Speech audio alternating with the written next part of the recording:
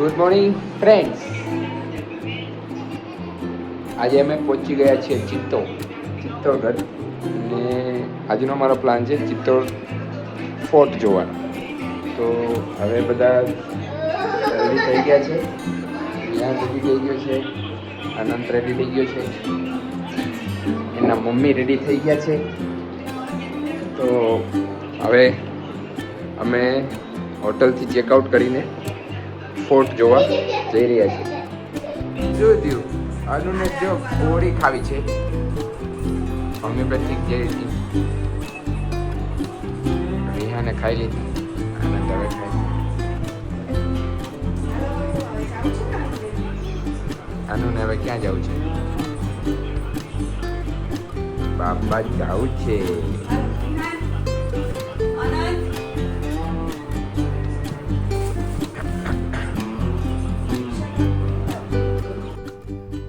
Checkout અમે કરી લીધું છે અને આજે અમે સ્ટે લીધો હતો ઇમેજિકા રિઝોર્ટ્સ, જે ચિત્તોડગઢની સિટી પહેલાં થોડું દૂર આવે છે. તો અમે હવે નીકળી રહ્યા છીએ ચિત્તોડ ફોર્ટ તરફ. તો તહેવારોના લીધે ટ્રાફિક ઘણો બધો હતો. અમે દિવાળીના તહેવારમાં અહીંયા આવવાનું પસંદ કર્યું હતું. તો આ કંઈક અહીંની એન્ટ્રી છે, જે અલગ અલગ ગેટમાંથી પસાર થઈને અમે ચિત્તોડગઢ તરફ જઈ રહ્યા છીએ. લગભગ સિટીથી ગેટ કિલ્લા તરફ જતા અને જે કિલ્લાનું સ્ટાર્ટિંગ જે પોલ આવે છે ત્યારથી અમે લગભગ 2 થી 2.5 કલાક જેવો સમય પસાર કરી નાખ્યો છે. અને હવે તમે જોઈ રહ્યા છો જે અલગ અલગ 7 પોલ જે ગેટ કહેવાય છે તે હવે પસાર કરીને અમે કિલ્લા તરફ જઈ રહ્યા છીએ. ચિત્તોડ છે દુનિયાનો લગભગ સૌથી મોટો કિલ્લો છે, જે એરિયા વાઇઝ પણ મોટો છે અને અલગ અલગ એના વિસ્તારમાં ફેલાયેલો છે. તો ગાડી પાર્ક કરીને અમે એન્ટ્રી ટિકિટ લઈને અત્યારે અમે જે કુંભા પેલેસ કહેવાય છે ત્યાં પહોંચી ગયા છીએ અને એક ગાઈડ સાથે વાત ચાલુ છે. તો એ ગાઈડ પણ હમણાં અમને જોઈન કરી રહ્યા છે. पूरी एक ही वंशावली है। महाराणा प्रताप की 77वीं पीढ़ी है। पहले हमारा मेवाड़ का मेन कैपिटल चित्तौड़गढ़ फोर्ट होता था, लेकिन अभी इसको उदयपुर शिफ्ट कर दिया क्योंकि 47 के बाद में ये किले के ऊपर राजाओं का कोई अधिकार नहीं। अभी पूरा fort archaeology department of India के पास कैप्चर होता है, तो पूरा ये भारत सरकार के अंडर है। इस पैलेस को आप घूमने के लिए आए थे। इस पैलेस का नाम है रॉयल पैलेस। इसका नाम कुंभा पैलेस के नाम से इसको जानते हैं। કુંભા પેલેસ, राणा कुंभा का नाम आपने सुना होगा, जिन्होंने कुंभलगढ़ किला बनाया था। કુંભલગઢ इस पैलेस को वो रेनोवेट करवाते, इसलिए इस पैलेस का नाम कुंभा पैलेस होता है। इस किले के ऊपर जितने भी राजाओं ने शासन किया है, जितनी भी रॉयल फैमिलीज थी, वो सब यही निवास करते। रानी पद्मिनी का नाम आपने सुना? हाँ। इस फोर्ट के ऊपर देखिए 28 बार आक्रमण हुए सर। 28 बार 28 अटैक में से 25 लड़ाइयां मेवाड़ के शासकों ने जीती है और 3 ऐसे फाइट थे जहां इस मेवाड़ के राजाओं को हार प्राप्त हुई। और तीनों के परिणाम जो थे वो जौहर के रूप में होते। सबसे पहले 1303 में रानी पद्मिनी ने किया था 16,000 महिला के साथ में। उसके ऊपर एक रानी पद्मावती मूवी बना हुआ है, आप सभी ने देखा होगा। मूवी दरअसल एक ही जौहर के ऊपर बना हुआ है। उसके बाद 2 जौहर और हुए थे। तो जौहर कब हुए थे, कैसे हुए थे, उस जौहर करने के क्या रीजंस रहे थे, वो हम जब आगे जौहर स्थल देखेंगे उसके बारे में डिटेल से बात करेंगे। अभी पूरा पैलेस पूरी तरह से डिस्ट्रॉय है, टूटा हुआ है। तो देखने के लिए बेसिकली यहाँ रात को एक लाइट एंड साउंड शो होता है ऑर्गेनाइज, जो 7:30 बजे होता है। अगर आपका नाइट स्टे चित्तौड़ में है तो आप शाम को आके भी वो देख सकते हैं। बाकी आप इसी तरह से पूरा डिस्ट्रॉय देखने को मिलता है। इस तरफ जो आप देख रहे हैं पूरा सिटी, ये अभी फ्रंट है। पहले के टाइम पे ये बैक साइड हुआ करता था। रियल फ्रंट यहाँ से 10 किलोमीटर दूर है, जिसको सूरजपोल गेट बोलते हैं, क्योंकि हमारे मेवाड़ में जितने भी राजा थे सब सूर्यवंशी राजा थे। जिस साइड से सनराइज होता है, सूर्योदय, उसी तरफ अपना मेन गेट रखते हैं, है ना। आप इस पैलेस के अंदर जो एंटर करके आए थे वो भी नॉर्मल वुमेन्स का रास्ता नहीं है सर। अच्छा। घोड़ों का रास्ता था। घोड़ों का यहाँ के मुख्य 7 घोड़े थे, वो इसी गेट से आते थे। अंदर की तरफ हस्तबल बना हुआ है, वहाँ बनते थे। तो वहाँ के डिटेल में आपको अच्छे से बताऊंगा। उससे पहले अपन इधर चल के फोटोज वगैरह ले लेते हैं। તો આ છે ચિત્તોડ સિટી. જે વ્યૂ તમે જોયો તે ચિત્તોડ સિટીનો જ વ્યૂ છે. અને અહીંથી હવે આઈડિયા આવ્યો કે આ તો કિલ્લાનો બેક સાઈડનો પાર્ટ છે, જે કુંભા પેલેસ છે. તો ફ્રન્ટ સાઈડ તો અહીંથી 10 કિલોમીટર દૂર છે. આ કુંભા પેલેસનું પટાંગણ છે, જે એન્ટ્રી થતાં તમે અહીં જોઈ શકો છો.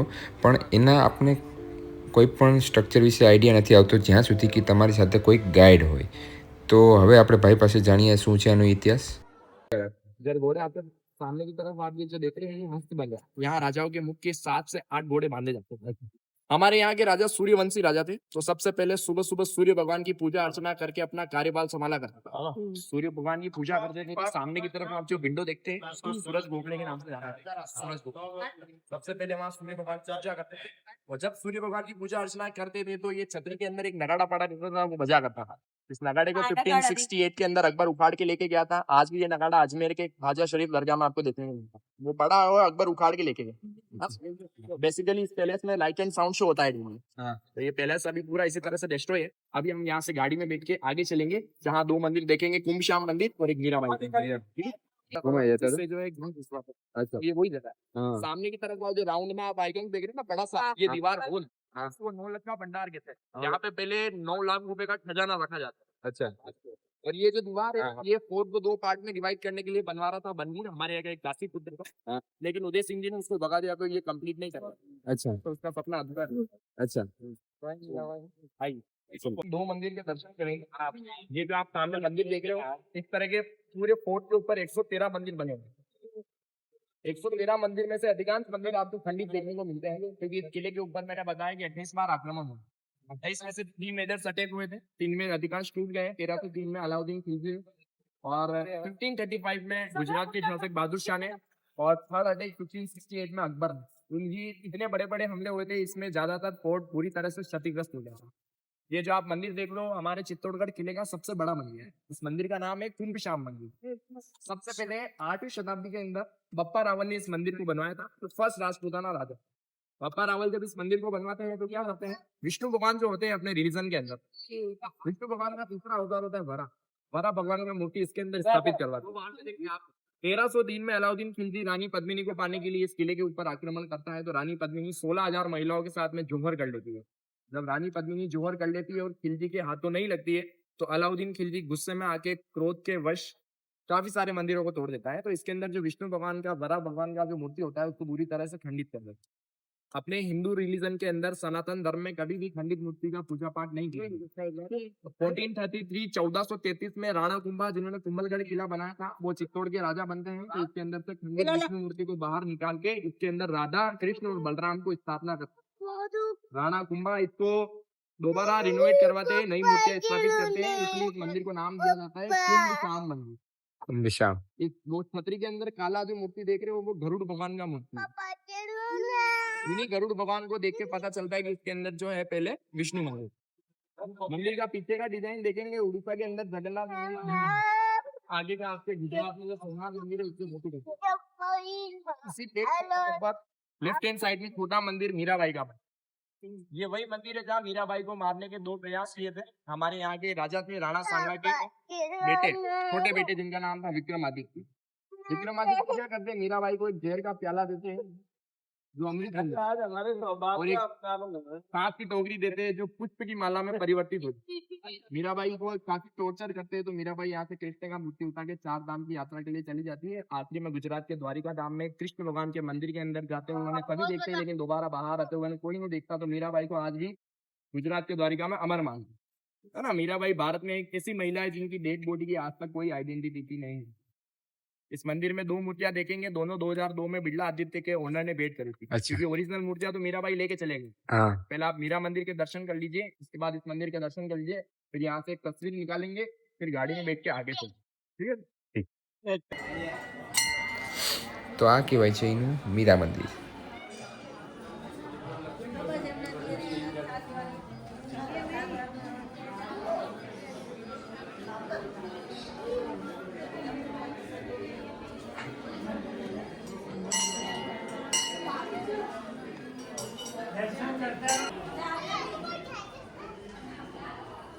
જાઓ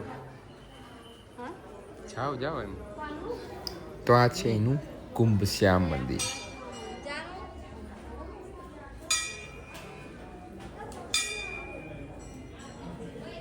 टावर देख रहे हो सामने, इस टावर का नाम है विक्ट्री टावर।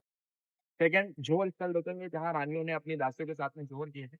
थर्ड किले के ऊपर मैंने 113 मंदिर बताया। अभी जो हमने पहले मंदिर देखा था वो सबसे बड़ा मंदिर था। एक तीसरा एक मंदिर देखिए सामने की तरफ देख रहे हैं वहाँ देखिए महादेव छोटा एक कहते हैं गुम्बा पहले टनल देखा था उसी टनल के थ्रू रानियां स्नान करने के लिए गौमुख कुंड में आती थी। तो चारों चीजें सीक्वेंस से देखेंगे। सबसे पहले आप जो सामने टावर देख रहे हो इस टावर को आपने पहले भी देखा होगा कहीं ना कहीं लाइक सोशल मीडिया के थ्रू या किसी बुक वगैरह के अंदर।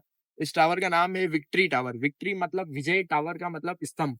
विजय स्तंभ के नाम से इस टावर को 1448 यानी 1448 के अंदर बनवाते हैं राणा कुंभा। है ना? राणा कुंभा जिन्होंने कुंभा पैलेस को रेनोवेट करवाया था। राणा कुंभा जिन्होंने विष्णु मंदिर में जो है राधा कृष्ण बलराम की स्थापना कराई थी। हमारे मेवाड़ के इतिहास में बात करी जाए कि सबसे महान राजा कौन है तो सबसे पहले नाम आता है महाराणा प्रताप का। वैसे तो मेवाड़ में सभी राजा महान थे लेकिन सबसे महान राजा महाराणा प्रताप का नाम आता है। लेकिन महाराणा प्रताप महान राजा थे। लेकिन जब कुंभा के बारे में बात करते हैं तो राणा कुंभा हमारे मेवाड़ के एक ऐसे राजा थे। राणा कुंभा ने अपने शासनकाल के दौरान 56 युद्ध मुसलमानों से लड़े थे। 56 बैटल में से एक भी फाइट राणा कुंभा कभी हारते नहीं है। इसलिए राणा कुंभा को जो है मेवाड़ का ग्रेट मैन माना जाता है। राणा कुंभा क्या करते थे? मालवा और गुजरात दो मुस्लिम राज्यों को सारंगपुर के युद्ध में एक साथ में विजय करते हैं। उसी विजय के उपलक्ष्य में इस टावर को बनवाते हैं, इसीलिए इसको विजय स्तंभ का नाम देते हैं। नीचे से लेके टॉप फ्लोर तक आप इसको काउंट करेंगे तो पूरा 9 फ्लोर बिल्डिंग है। 9 मंजिल। 9 मंजिला बनाने का कारण ये है क्योंकि अपना जो रिलीजन होता है सनातन धर्म उसमें 9 ग्रह होते हैं। हमारे घरों में भी हम कभी 9 ग्रह की पूजा लगाते हैं, इसीलिए इसको नीचे से ऊपर तक 9 मंजिला बनाया गया है। इस टावर के इर्द गिर्द आप देखेंगे तो चारों तरफ ये टावर सभी हिंदू देवी देवताओं को समर्पित है। आपको कहीं गणेश जी की प्रतिमा दिखेगी, कहीं ब्रह्मा जी दिखेंगे। इस टावर को क्या सर हिंदू मूर्ति कला का म्यूजियम भी कहते हैं। ऊपर जाने के लिए वो सामने शटर वाला गेट देख रहे हो ना, एकमात्र रास्ता वही ऊपर जाने के लिए यूज होता है। 157 सीढ़ियां बनाई गई है, 157 स्टेप्स है और इसका नीचे से ऊपर तक 122 फीट टोटली हाइट है। ऐसे राउंड करते हुए सीढ़ियां है। 8वीं और 9वीं मंजिल पे बड़े बड़े होल है जहाँ से चित्तौड़गढ़ शहर का नजारा और इस दुर्ग का नजारा दोनों आसानी से खूबसूरती से काफी सुंदरता से दिखाई देते हैं। लेकिन कोविड के बाद में, कोरोना काल के बाद में इसके ऊपर जाना बंद कर दिया क्योंकि ये मेंटेन नहीं हो पा रहा था। ये व्हाइट कलर का लकड़ी का रेलिंग लगा दिया, इसको क्या आप छू भी नहीं सकते। 1448 में इसको बनवाना प्रारंभ किया था। 1458 में टावर कंप्लीट बनके तैयार हुआ था। इसको बनवाते समय 10 साल का वक्त लगा और जो लागत आई थी वो टोटल थी 90 लाख रुपए। 90 लाख के खर्च से पूरा टावर कंप्लीट बना है। राजस्थान के अंदर अलग अलग स्टेट होते हैं, जैसे आप गुजरात से हैं, मैं राजस्थान से हूँ, मध्य प्रदेश, उत्तर प्रदेश है ना, महाराष्ट्र। पूरे राजस्थान में जितना भी पुलिस है, राजस्थान पुलिस का सिंबल यही टावर होता है। राजस्थान पुलिस ड्रेस के यहाँ लोगो देखेंगे तो यही विजय स्तंभ देखने को मिलता है। और राजस्थान माध्यमिक शिक्षा बोर्ड एजुकेशन की जो बुक होती है उसके ऊपर भी यही टावर का फोटो देखने को मिलता है। इस टावर को आप ध्यान से देखेंगे, ऊपर से आपको ब्रोड दिखेगा, बीच में से स्लिंग, नीचे से फिर से महादेव का जो डमी हमारे मेवाड़ के जितने भी राजा है वो एकलिंग नाथ जी की पूजा करते हैं। आप एकलिंग नाथ जी का कॉन्सेप्ट और भी है। एकलिंग नाथ जी का मंदिर उदयपुर से 22 किलोमीटर की दूरी पर बना है कैलाश में। हमारे यहाँ के पास राजपूत राजा थे जिनका नाम था बप्पा रावल कैलाशपुरी में एकलिंग नाथ जी का मंदिर बनवाते हैं। और मेवाड़ के जितने भी राजा हुए वो कभी खुद को राजा नहीं बताते, वो हमेशा एकलिंग नाथ जी को राजा बताते हैं। यहाँ के राजा एकलिंग के दीवान के तौर पे, उनके दीवान के तौर पे अपना कार्यभार संभाला करते थे। तो आज भी यहाँ के जो राजा होते हैं उनके नाम के आगे एकलिंग दीवान लगता है। जैसा अभी राजा विश्वराज सिंह मेवाड़ है तो एकलिंग दीवान विश्वराज सिंह जी मेवाड़ है ना। तो एकलिंग नाथ जी को ही रियल किंग माना जाता है। उन्हीं के सानिध्य में राजा कार्यभार संभाला करते थे। तो एकलिंग जी का मंदिर उदयपुर में है। इस टावर पे रात को लाइटिंग भी होती है जिससे और भी सुंदर दिखता है, लेकिन अभी तो हम सनलाइट में इसको देखना पड़ेगा। आगे जब चलेंगे हम तो जोहर स्थल देखेंगे कहाँ जोहर होगा।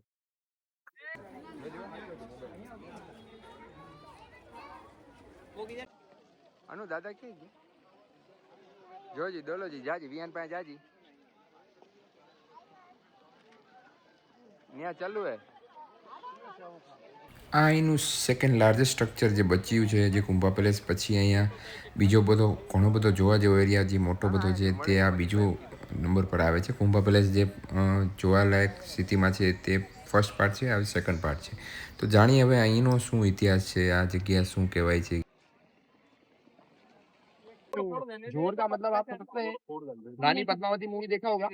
जोर का मतलब ये होता है कि दुश्मन जब इस किले के ऊपर आक्रमण करता था तो लाखों की तादाद में है ना। जैसे अलाउद्दीन खिलजी ने 1303 1303 में आक्रमण किया था तो 1.25 लाख की सेना लेके आया था।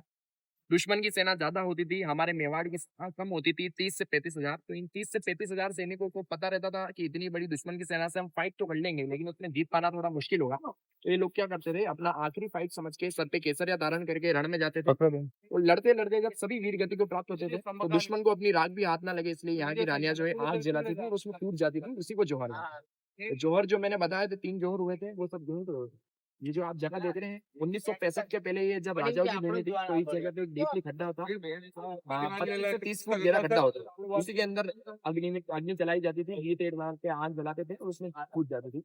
लेकिन 1965 के बाद में ये फोर्ट जो है, आर्कियोलॉजी डिपार्टमेंट ऑफ इंडिया इसको कैप्चर कर लेता है, तो पूरी जगह को पेक कर देते हैं, गार्डन में कन्वर्ट कर देते हैं, क्योंकि टूरिस्ट वगैरह के साथ कोई हादसा वगैरह नहीं होता है। डेमो के रूप में अभी छोटा सा आंगन देख रहे हैं घास में, हाँ ये बना रखा है। हाँ ये नमूने के रूप में बना रखा है। थोड़ा मैंने साइड में। बताया कि महाराणा प्रताप के वंशज आज भी उदयपुर में रहते हैं, विश्वराज सिंह मेवाड़, लक्षराज सिंह मेवाड़, हाँ सिटी पैलेस जिनका हाँ प्राइवेट प्रॉपर्टी है, तो महाराणा प्रताप के वंशज है। तो आज प्रेजेंट टाइम पे इस किले के ऊपर एवरी ईयर मार्च के महीने में एक फेस्टिवल ऑर्गेनाइज होता है, जिसको जौहर मेले के नाम दिया है।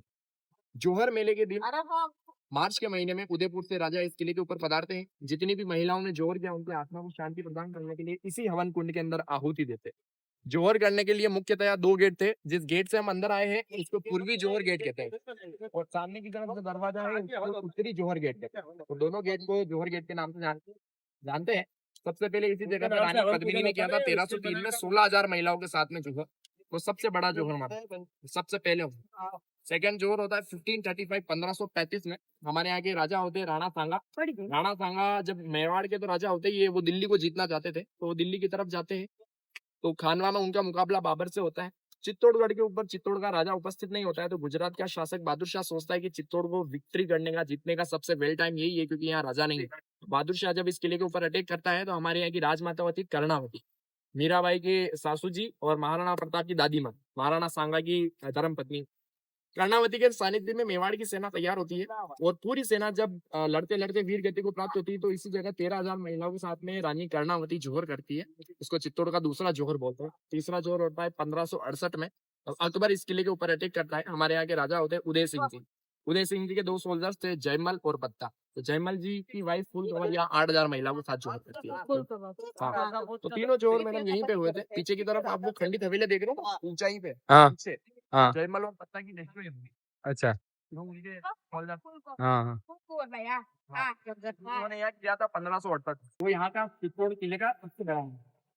ये जो मंदिर है हमारे यहाँ का सबसे सुंदर मंदिर। 11वीं शताब्दी में मध्य प्रदेश के राजा भोज, परमार वंश के राजा थे, उन्होंने इस मंदिर को बनवाया था।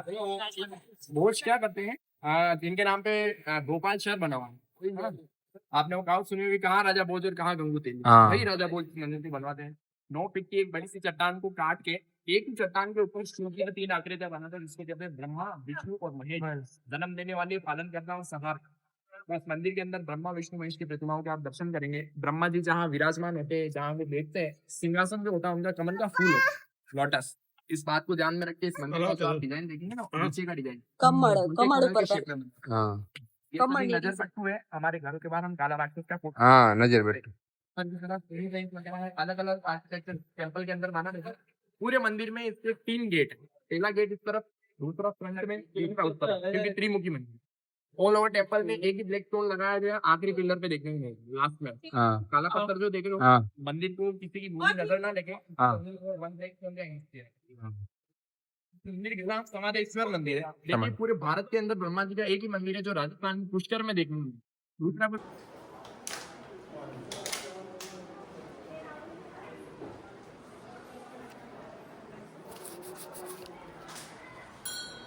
એકલિંગ એકલિંગજી હા ભોળાનાથ મહાદેવ એ તો 3 પ્રતિમા છે બ્રહ્મા વિષ્ણુ મહેશ હા હા यही फोटो फ्रंट सबसे पहला फोटो यही आता है। फ्रंट यही दिखता है। इनका नाम है गोमुख है ना? ये उन्होंने किले ये मैंने रानी पद्मिनी का महल लगाया था, उसमें टनल दिखाया था। वो टनल इसके उस साइड में ओपन होता है, लेकिन वो वहां से एक तरह का यहाँ से इस तरह के 84 पानी के कुंड, एक एक कुंड। इसके बारे में ऐसा कहते हैं पर कि झरना जरे गोमुख भरे, निर्भय नात्री ठोर, करोड़ करोड़ वर्ष तपस्या करे वो आवे गढ़ चित्तौड़। तो आपका चित्तौड़ की भूमि में पधारना आपने करोड़ों वर्षों की तपस्याओं का परिणाम हो सकता है। इसका गहराई बहुत ज्यादा है, ये लगभग 25 फुट गहरा है। આપણે જોઈ ऊपर की तरफ वो बताया था मैंने जंगल पर देखे हैं। हाँ तो प्राइम लोकेशन हमारे यहाँ का। हाँ यहाँ भीड़ कम है तो यहाँ से खोले लेते हैं। नहीं तो वही सब बातें लिखी जाती है जो अपने को पिक्चर में दिखाई जाती है। हाँ लाइक अलाउद्दीन खिलजी यहाँ के राजा से डिमांड करता है कि मुझे अपनी रानी का एक फेस दिखाइए, हाँ। उसके बाद मैं दिल्ली चला जाऊंगा। हाँ तो उसको इस किले के ऊपर इनवाइट करते हैं, काफी सारा सेवा सत्कार आदर सम्मान उसका किया जाता है। और हाँ। लास्ट में रानी का एक रिफ्लेक्शन जो है वो पानी शीशे में दिखाते हैं, हाँ जो गलत माना जाता है। गलत माना जाता देखिए फर्स्टली तो मेवाड़ के राजा ऐसे राजा थे जिन्होंने सर कटाना मंजूर किया लेकिन झुके कभी नहीं। हाँ पहला तो कोई राजा अपनी रानी को दुश्मन के सामने नहीं दिखाएगा। हाँ सेकेंडली कभी ऐसी इस तरह की हरकत होती तो 16,000 की संख्या में इतना बड़ा जोहर नहीं होता। हाँ यहाँ के राजा ने कभी नहीं दिखाया था। हाँ ये एक कहानी थी जिसको सालों से इतिहास बना के पढ़ाया जाता है। हाँ तो ये गलत था सर, इसलिए हाँ। controversy है। वैसा होता ही नहीं है। हाँ, इधर लेफ्ट हैंड साइड में पानी का कुंड है, ये चतरंग तालाब है। चतरंग तालाब। ये हमारे यहाँ का सबसे बड़ा कुंड है, अच्छा इसमें पूरा काला पानी है। हाँ राइट हैंड साइड में आप जितना भी ये तारबंदी वाला एरिया देख रहे हैं, हाँ। ये पूरा व्हाइट एनिमल का एरिया है। हिरण, बारहसिंगा, इस तरह के जो जानवर रहते हैं आज भी इसके अंदर रहते हैं सर। हाँ बड़ा सा 4 से 5 किलोमीटर के एरिया में फैला हुआ कवर किया हुआ है। है। और ये 13 किलोमीटर की इस तरह की रिंग रोड बनी हुई है जहाँ हम घूम रहे हैं। हाँ तो इस फोर्ट के ऊपर पैदल घूमना पॉसिबल नहीं है, हाँ पैदल नहीं घूमा जाता। नहीं घुमा सकते, बड़ा एरिया है। बड़ा है, 700 एकड़ में फैला है। अच्छा इसको प्रॉपर्ली देखेंगे। हाँ गौमुख कुंड के यहाँ से आपने जो दीवार देखी थी, पूरी दीवार सही सलामत थी, कहीं से भी टूटी फूटी नहीं थी। हाँ ना, क्योंकि आक्रमण उधर से नहीं हुए थे। इधर हाँ। की आप पूरी दीवार टूटी फूटी दिखेगी, ये देखिए। हाँ हाँ क्योंकि हमले सब इधर से ही होते। हाँ सूरजपोल गेट है आगे, वहां से इसको देखेंगे। હા કારણ કે અત્યારે લગી આપણે નવરા નથી થયા, જોયું નથી સુરજપોર.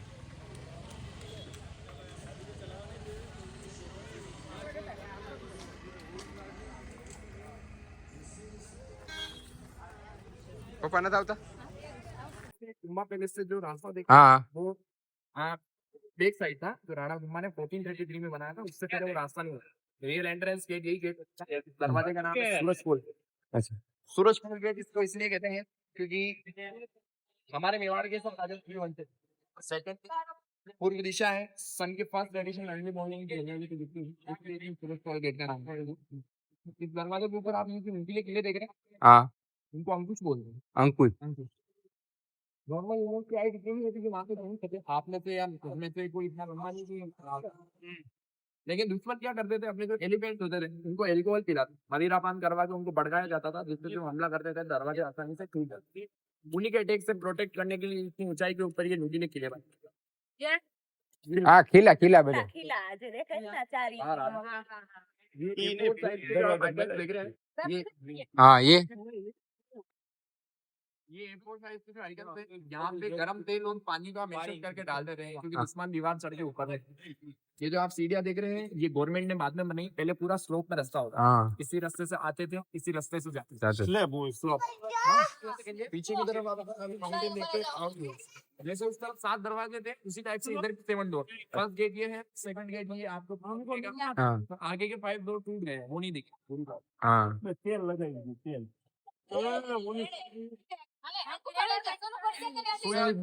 हाँ आगे वाला पार्ट देखो, आपको ऐसा लगेगा जैसे कोई व्यक्ति सोया हो। सोया हुआ है. हाँ उसका माथा, उसकी छाती, उसका पेट और उसके पैर। हाँ लंबा उसको क्या कुंभकर्ण पहाड़ी के नाम से जानते हैं, क्योंकि हाँ। ध्यान से देखने पे ऐसा लगता है जैसे कुंभकर्ण लेटा कुंभकर्ण लेता हुआ. लग रहा ना। हाँ यस ये कुंभकर्ण पहाड़ी, ये बिल्डिंग के पीछे व्हाइट वाले. हाँ हाँ ये पूरा एग्रीकल्चर। તો આ હતી ચિત્તોડ ગઢની ટ્રીપ અમારી, અને તે ખૂબ જ જોવાલાયક અને જાણવાલાયક હતી. તમને પણ જોઈને જાણીને આશ્ચર્ય અમારી જેમ જ થયું હશે. તો આ વિડીયો જોવા માટે ખૂબ જ થેન્ક યુ અને જોડાયેલા રહેજો. મળીશું કોઈ નવા વિડીયો સાથે, ત્યાં સુધી થેન્ક યુ.